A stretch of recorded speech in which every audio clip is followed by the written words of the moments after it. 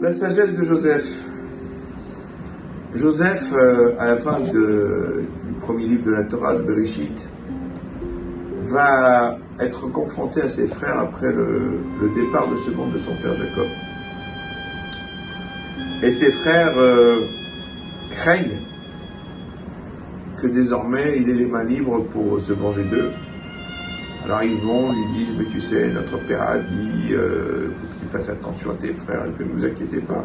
Vous prenez pour qui? Et Rashi, commentant ce passage, dit, mais est-ce qu'on peut penser que je suis descendu, vous êtes descendu comme ça, que finalement, au départ, j'étais un esclave, aujourd'hui je suis le personnage le plus puissant de l'État derrière Pharaon.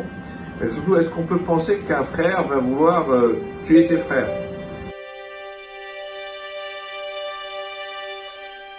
Alors ça peut paraître un peu ironique, hein. On peut penser, mais bon, c'est bien ce qu'ils ont voulu faire. Et Vaïnachem Otam Vaïdaber Alibam.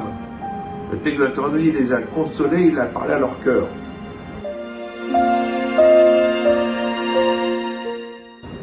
Rabbi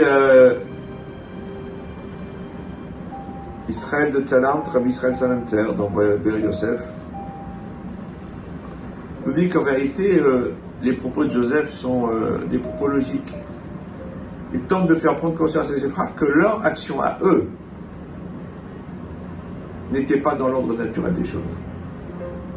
Que normalement la fratrie, la fraternité, ce ne sont pas des vains propos, c'est une réalité concrète.